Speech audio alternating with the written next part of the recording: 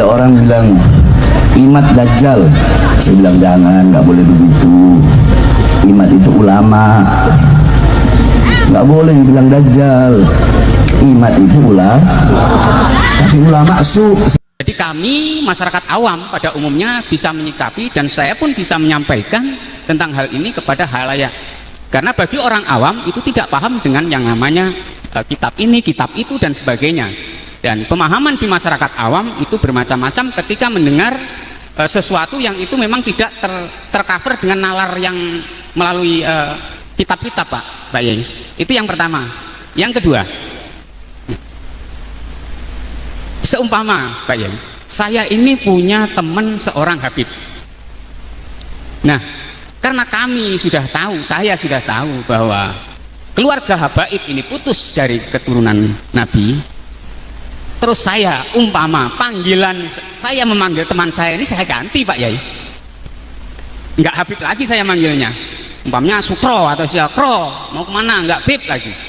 Nah, saya ini menanggung, kalau kita lihat di YouTube dan sebagainya Pak ya, di media-media sosial, nah apakah saya ini menanggung dosa karena dikira mereka saya tidak menghargai Habib, padahal sudah putus. Nah itu, nah panggilan ini harus seperti apa Pak? Mungkin pertanyaan ini lucu ya Pak ya, sederhana, tapi mungkin ada implementasinya terhadap halayak rame ya Pak ya. Nah, gitu aja Pak Yai, ada kurang lebih semuanya saja, mohon maaf. Sa'iri wallahu muwaffiq ila aqwamit thoriq. Assalamualaikum warahmatullahi wabarakatuh. Waalaikumsalam warahmatullahi wabarakatuh. Baik, pertanyaan pertama, jika ada yang mengatakan Syekh Nawawi saja mengiktiraf nasab Ba'alwi, kok Yai Ibaduddin Usman membatalkan? Apakah benar beliau mengiktiraf ini sama dengan mengisbat? Pertanyaan kedua dari Gus Ahmad Mubarak, tengahnya tadi saya lupa nulisnya. Apa metodologi Yai Imat dalam menetapkan bahwasanya nasab Ba'alwi mardud? Kemudian yang ketiga, apakah semua Habib se-Indonesia ini benar terputus bukan zuriat Nabi? Dan kalau memang bukan, apa harus ganti panggilan? Begitu. Monggo silakan. Terima kasih. Pertama dari Kang Imam Faqih ya, Imam Arba'in. Di dalam Sulamut Taufik, Syekh Nawawi panggil Sayyid ya. Ya, kalimat itu ada sebuah kalimat yang isbat, ada kalimat yang tidak isbat. Al kalimatul lati la yuqsadu bihal isbatu laisat isbatan li annal isbat yahtaju ila dalilin wa illa fa husnudzon. Jadi sebuah kalimat itu baik ngomong Sayyid, Syarif, Habib itu di dalam sebuah kitab itu tidak menunjukkan sebuah isbat kalau tidak ditujukan sebagai isbat. Wal isbat yahtaju ila dalil. Isbat itu membutuhkan dalil. Wa illa fa husnudzon. Kalau tidak, itu namanya husnudzon. Wa Syekh Nawawi fi jami'i kutubihi allati qara'naha la ya'ti bi dalilil isbati bil marrah. La ya'ti Syekh Nawawi fi jami'i kutubihi bi dalaila wa barahina haula isbati Ba'lawi. La yakunu dalilun wahidun. Tidak ada satu dalil pun Syekh Nawawi Tenara Al-Bantani dalam masalah mengisbat Ba'lawi ini, tidak ada dalilnya. Cuma itu masuknya mimbabi husnidzan. Wal qa'idatu taqulu bi anna dhannal bayyina khata'uh la ibrata. Kalau sebuah dhon itu sudah jelas salahnya, itu tidak dihitung. Walau kharaja min waliyin, walau kharaja min waliyin. Makanya di dalam Islam itu agama dalil. Nahnu ashabud dalili haitsuma yakunu dalilun wahidun qabilna wa illa radadna. Kalau ada dalil kita terima, kalau tidak ada dalil kita tidak terima, siapapun itu. Makanya Kasyaf tidak bisa menjadi dalil. Misalnya ada waliullah ngomong, saya bermimpi bertemu Rasulullah SAW mengatakan Ramadan itu besok. Tidak bisa.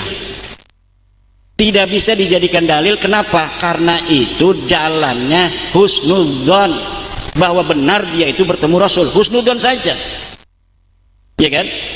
Husnudzon, karena ada dalil hadis, siapa orang yang bermimpi bertemu Nabi maka dia sama dengan bertemu Nabi. Tidak mungkin Nabi itu ditemukan dalam mimpi, bukan. Itu masuknya dalam ilmunya itu masih husnudzon, masih dzon gitu. Maka ketika Syekh Nawawi mengatakan As-Sayyid itu belum tentu mengisbat, lihat di dalam kitab Rasail fi Ilmil Ansab, kitab Nasab, lihat di dalam kitab Muqaddimat fi Ilmil Ansab. Kalimat Sayyid dan Syarif tidak menunjukkan apapun dalam pengisbatan kecuali dia menunjukkan qarinah dan dalil yang ada. Jadi saya harap pasang hati, pasang telinga, dan dengarkan sedikit nasihat yang insya Allah bermanfaat. Saudara-saudara sekalian yang dimuliakan oleh Allah, Al-Imam Ghazali radhiyallahu an, Hujjatul Islam, Mujaddidul Islam. Siapa yang tidak kenal Al-Imam Ghazali? Beliau seorang ulama besar, beliau seorang pembaharu Islam. Karya-karya kitab-kitab beliau begitu luar biasa. Ihya Ulumuddin, Bidayatul Hidayah, Minhajul Abidin, Miyarul Ilim, Al-Wajiz, Al-Wasid, dan masih banyak lagi. Mukasyafatul Qulub, Kasyaf Ulum Ruh. Banyak kitab-kitab karangan beliau Al-Imam Ghazali, yang dimana diceritakan ketika itu ada seorang ulama bermimpi. Di dalam mimpinya di situ ada Nabi Muhammad dan ada Nabi Allah Musa alaihi salam sedang bercakap-cakap. Jadi sebelum saya jelaskan makolahnya Imam Ghazali, saya ceritakan dulu siapa ini Imam Ghazali. Ketika itu Nabi Musa berkata kepada Imam Ghazali, kepada Rasulullah SAW, wahai Muhammad, engkau berkata ulama ummati kal anbiya bani Israel. Ulama, orang-orang berilmu dari kalangan umatku itu sama kepintarannya dengan nabi-nabi dari kalangan Bani Israel. Kata Nabi Musa, aku mau lihat seperti apa sih ulama dari kalangan umatmu yang kau bilang lebih pintar, ya, lebih afdol dari nabi-nabi kalangan Bani Israel.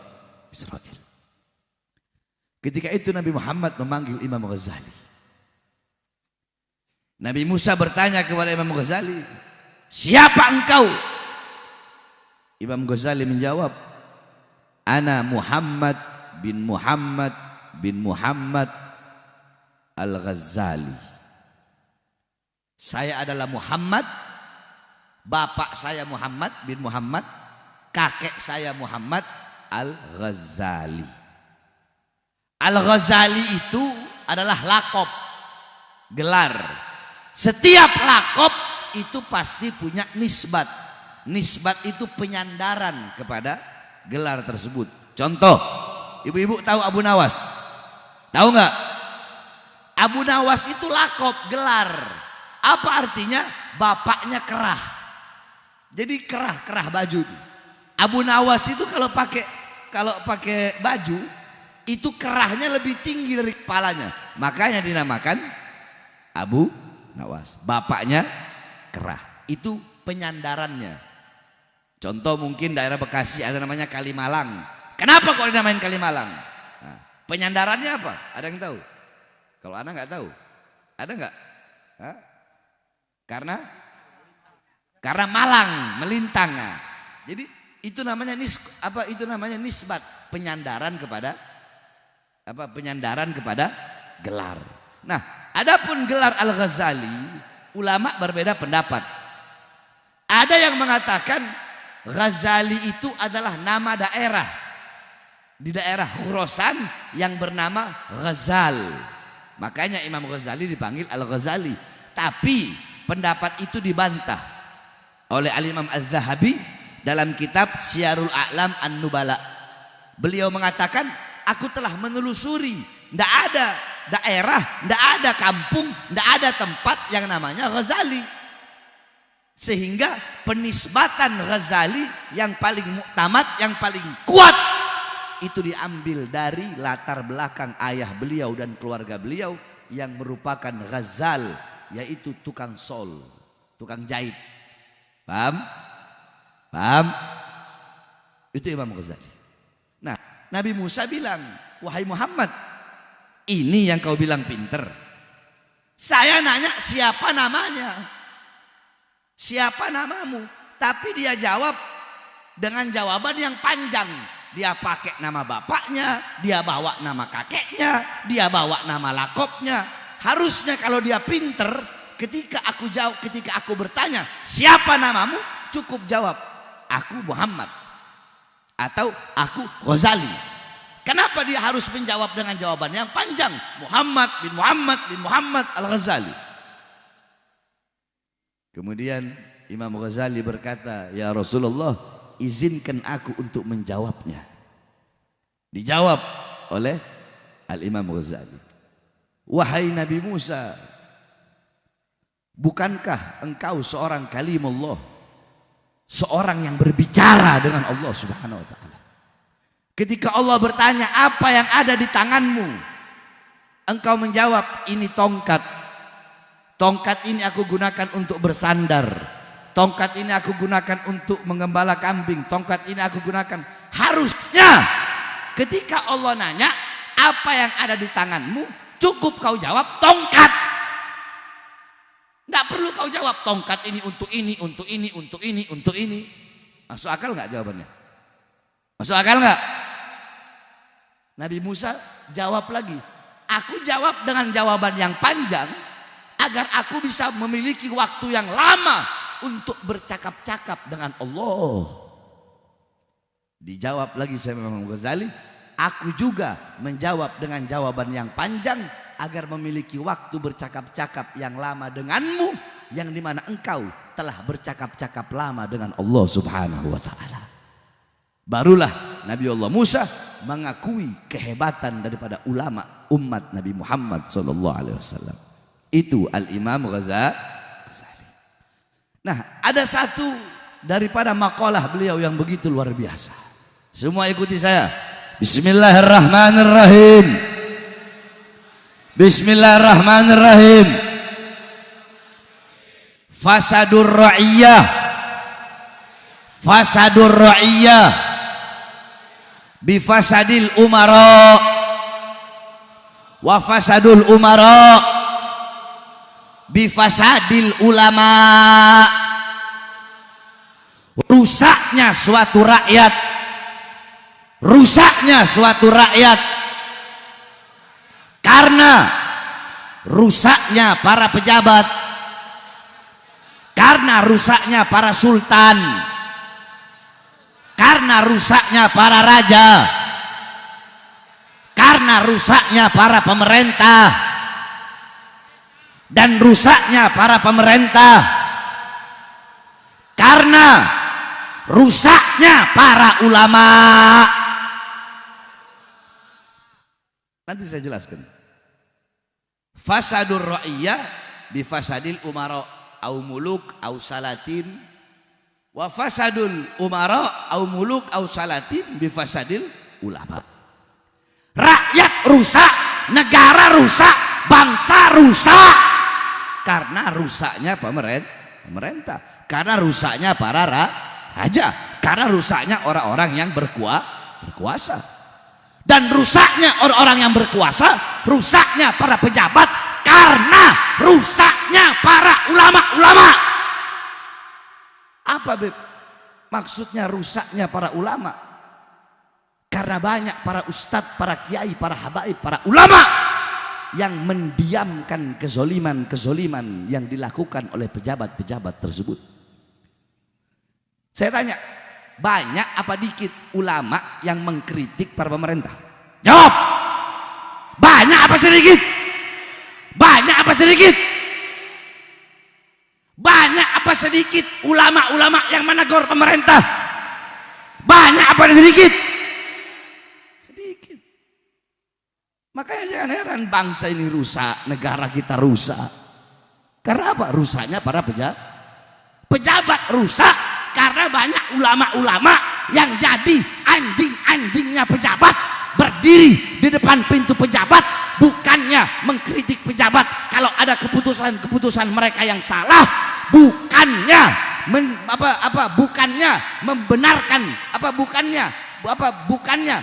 bukannya mereka memberikan pelajaran, memberikan teguran, ini salah, ini yang benar, ini benar, ini yang salah, ini enggak, kebalik. Kesalahan yang dilakukan pemerintah mereka benarkan. Sesuatu yang batil yang pemerintah lakukan mereka bilang hak. Kenapa? Karena mereka jadi penjilatnya pejabat, anjing-anjingnya pejabat.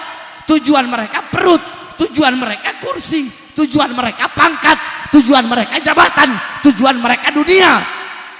Sehingga apa? Sehingga rusak. Jadi semua itu kembali kepada ulama. Jadi saudara-saudara, jangan pernah kita ini menyalahkan. Ada sosok Habib Rizik yang selalu mengkritik kebijakan-kebijakan pemerintah, yang kebijakan-kebijakan itu menyengsarakan rakyat. Udah ada ulama-ulama seperti Habib Rizik, para kiai-kiai yang tegas, yang keras. Rakyat masih diinjek-injek, bagaimana kalau nggak ada? Betul? Betul? Jadi semua tergantung ulama.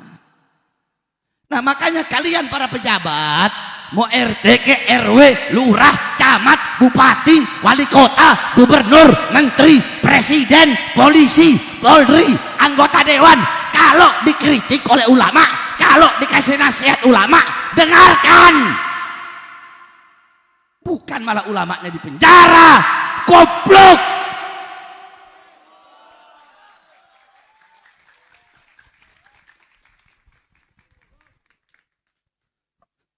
Saudara-saudara sekalian yang dimuliakan oleh Allah, kita hidup di akhir zaman. Fitnah di mana-mana, kerusakan di mana-mana, maksiat di mana-mana, mabuk di mana-mana, pelacuran di mana-mana, narkoba di mana-mana. Orang tidak punya lagi malu. Laki-laki perempuan di pinggir jalan, telanjang, ciuman, zina. Lihat malam minggu ini. Lebih banyak mana? Lebih banyak yang bermaksiat, atau lebih banyak orang-orang seperti kalian yang masih kedua matanya terbuka untuk berzikir, mengingat Allah dan menuntut ilmunya Allah Subhanahu wa taala. Ini akhir zaman. Fitnah di mana-mana, apalagi judi online. Judi online merajalela di mana-mana. Judi online merasuki seluruh lapisan masyarakat. Mau anak mudanya, pemuda-pemudinya, bapak-bapaknya, emak-emaknya, anggota dewannya, ada ustadz kiainya, ada habibnya. Bahkan judi online ada pejabat-pejabatnya, ada pemerintah-pemerintahnya, ada polisinya, ada TNI-nya, semua ada anggota DPR-nya terlibat di dalam perjudian online, saudara-saudara. Saya tanya, ini kurang ajar nggak? Kurang ajar nggak? Kurang ajar nggak?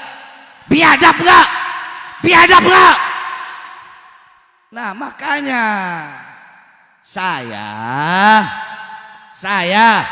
Bahar bin Ali bin Smith, saya mengapresiasi. Belum 1 bulan Prabowo jadi presiden, tetapi Prabowo sudah memberantas judi-judi online, saudara-saudara.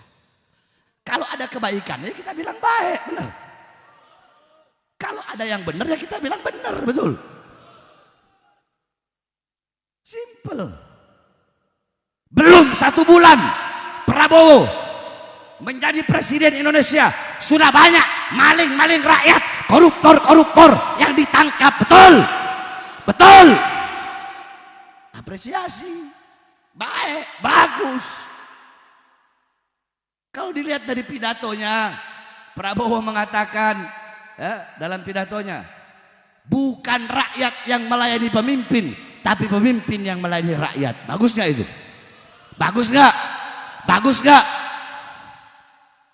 Prabowo berkata, tidak ada yang kebal hukum. Bagus nggak? Bagus nggak? Bagus nggak?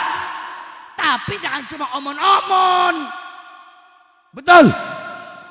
Kalau mau basmi koruptor, basmi semuanya. Jangan cuma koruptor yang kalian tangkap adalah koruptor-koruptor yang berlawanan dengan kalian. Giliran lawan politik korupsi ditangkap, tapi teman politik korupsi dibiarkan di dalam kabinetnya, saudara. Ini namanya omon-omon. Tahu omon-omon? Jadi kalau memang Prabowo betul-betul mau memberantas korupsi, nggak ada urusan siapapun yang korupsi, siapapun, mau Tom Lembong, mau Anies, mau Mulyono, mau Megawati, siapapun, tangkap mereka, adili mereka, penjarakan mereka, karena mereka telah menyusahkan jutaan rakyat Indonesia, saudara. Itu baru namanya pemimpin yang adil, betul. Tapi kita belum tahu, kita lihat bagaimana ke depan, betul? Betul. Makanya ada orang-orang ngomong begini, Habib Bahar kalau Prabowo udah dilantik nggak bakal lagi Habib Bahar berani ngeritik presiden. Wah, banyak yang ngomong begitu. Weh bos, tanggal 20 Oktober pas pelantikan presiden, saya ceramah di Lampung. Yang hadir ratusan ribu orang. Ya. Di situ saya bahas. Saya bilang apa? Saya doakan Allah berikan kekuatan kepada Prabowo untuk membawa bangsa ini menjadi bangsa yang makmur, jaya, sentosa, bangsa, negara dan rakyatnya. Tapi ingat, kalau suatu saat nanti Prabowo membuat kebijakan-kebijakan yang menyengsarakan rakyat, merugikan rakyat, maka saya Bahar bin Smith orang yang pertama melawannya sampai titik darah penghabisan, saudara. Saya nggak ada urusan. Saya ini nggak ada urusan. Saya kemarin itu golput, saya nggak ada urusan. Nggak ada urusan saya. Andaikan Anies jadi presiden, terus khianati bangsa, khianati rakyat. Andaikan Anies kemarin yang jadi, saya makan Anies. Saya ini nggak ada urusan. Makanya kalau Prabowo bilang tidak ada yang kebal hukum, ayo, rakyat lihat, masyarakat melihat, ayo. Kalau memang tidak ada yang kebal hukum, pertama, lihat menteri-menteri. Ketika menteri-menteri yang berada, menteri-menteri yang berada kemarin, ketika zaman Jokowi menjadi presiden, si Mulyono, berapa banyak menteri-menteri yang korupsi? Mau kau lindungi? Jangan, tangkap betul, penjarakan betul, bikin menderita betul. Sebagaimana lebih menderita daripada penderitaan rakyat. Sebab mereka rakyat menderita, sebab mereka rakyat susah, sebab mereka rakyat pengangguran. Kalau memang jangan sekedar gaulun bila amalin, ngomong tanpa berkata. Berbicara tanpa melakukan. Jangan. Kalau apa yang kau omongkan gaulun biamalin, kalau ngomong ya lakukan.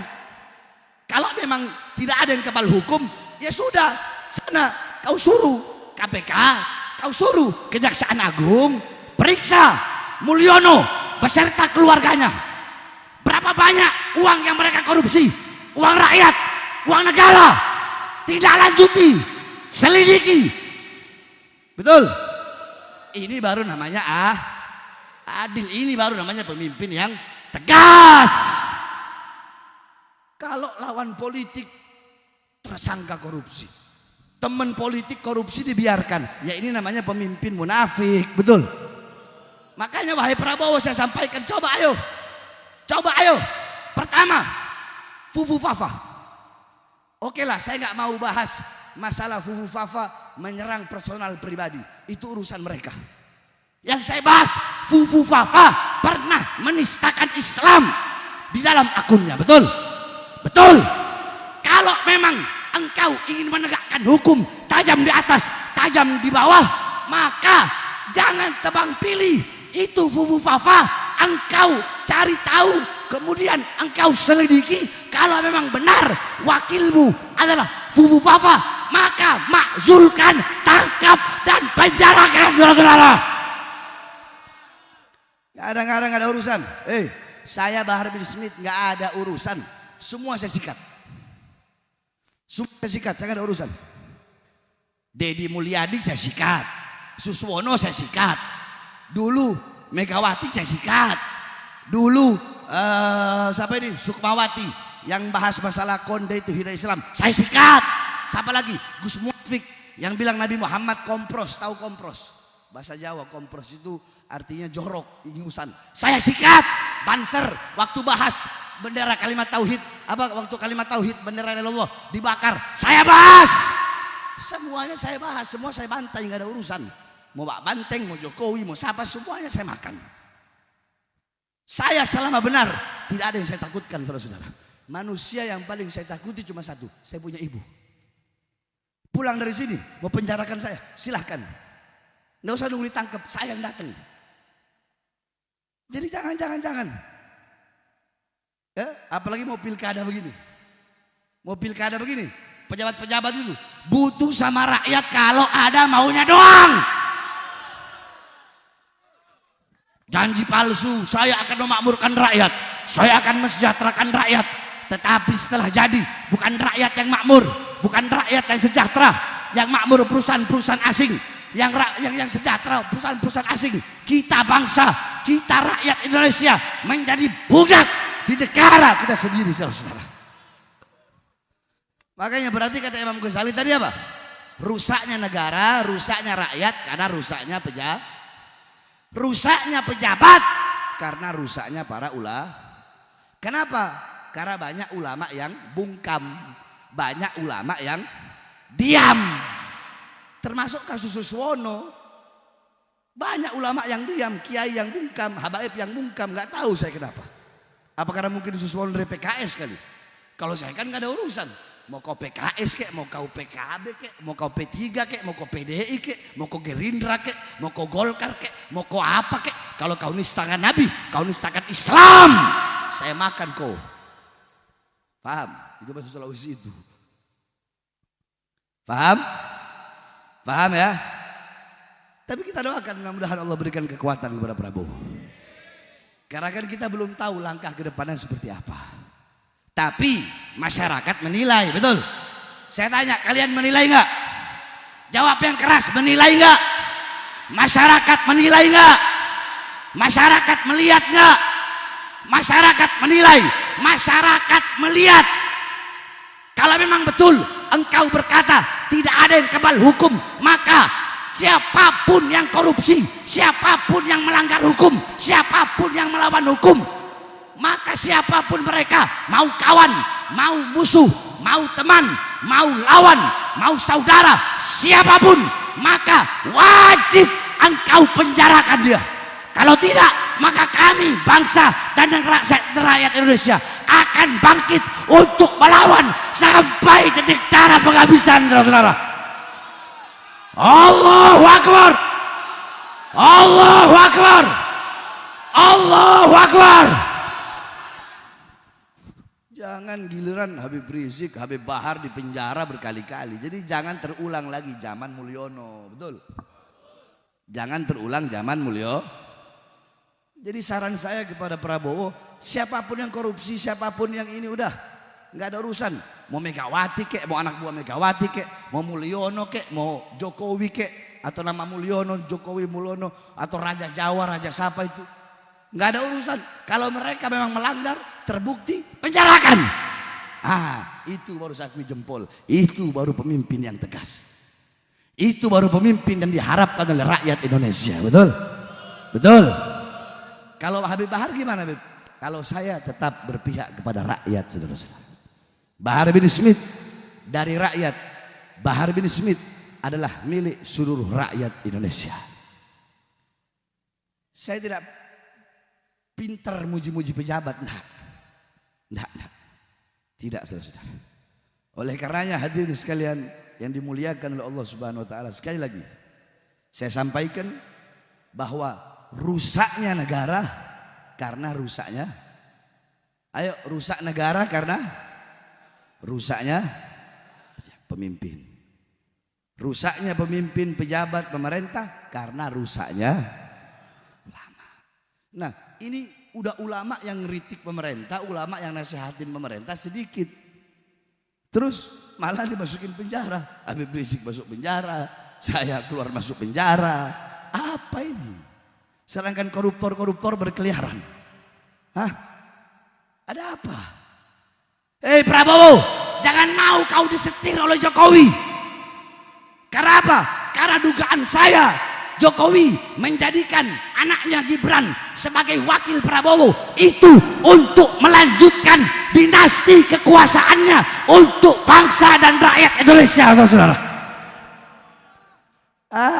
Anak SMA juga tahu kok itu.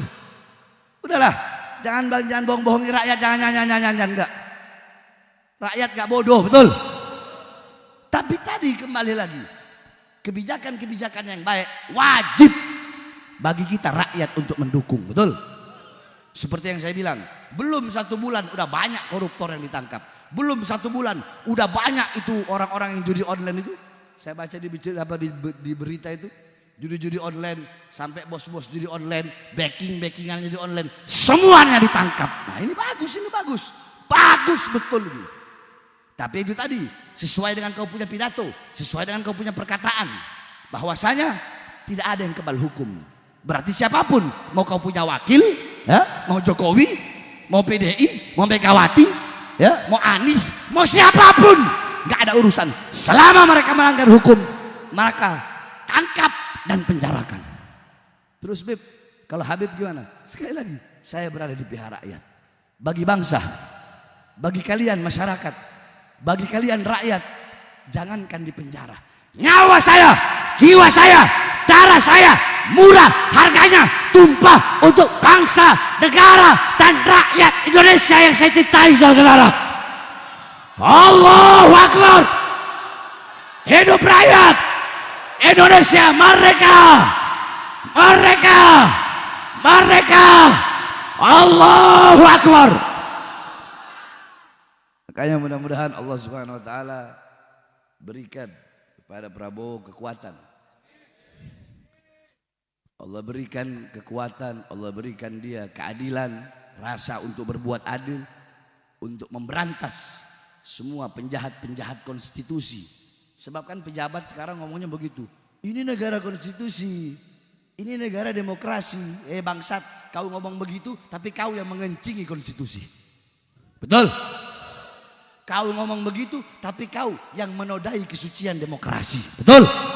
Betul? Kau giliran mau pilkada, mau giliran mau pemilihan dewan, pemilihan bupati, yang nggak pakai jilbab, tahu-tahu pakai jilbab. Yang nggak pernah ke masjid, datang ke masjid. Hah? Yang nggak pernah datang majelis taklim, datang majelis taklim. Yang nggak pernah pakai peci, mendadak jadi santri, saudara-saudara. Banyak gak? Banyak gak? Banyak gak? Dan ini terjadi di hampir seluruh wilayah Indonesia, saudara-saudara. Makanya saya nggak heran. Makanya saya dari dulu itu, mau pemilihan presiden kek, mau pemilihan gubernur kek, mau pemilihan wali kota kek, mau pemilihan bupati, saya nggak pernah pilih. Apa kalau nggak pernah pilih itu ya? Golput ya, golput. Saya nggak pernah pilih. Saya nggak pernah pilih. Mau siapapun saya nggak pernah pilih. Oleh karenanya ini menjadi pelajaran bagi kita. Dan ini juga menjadi pelajaran bagi kalian para pemerintah. Bahwasanya ingat, negara, rakyat rusak tergantung baik buruknya kalian. Kalian baik, rakyat pun. Kalian bagus, rakyat pun. Kalian rusak, rakyat pun. Nah, baik buruknya kalian sebagai pejabat tergantung dari ulah. Nah, jadi sekarang kalian tahu harus ngikut ulama yang seperti apa, saudara-saudara. Paham? Paham? Sekarang kalian bisa mengetahui, bisa memilih, harus mengikuti ulama yang seperti apa. Sebab banyak sekarang ini saya lihat orang-orang ini nyari suhroh. Tahu suhroh? Nyari tenar. Mereka nyari tenar dengan segala cara. Contoh, ada kemarin anak-anak laporan ke saya. Anak-anak laporan, Beb, ini ada satu orang, ya, nggak tahu orangnya kurus-kurus kecil, terus pakai imamah begitu. Kalau saya lihat dari penampilannya sih kayak Wahabi begitu dia. Terus dia bikin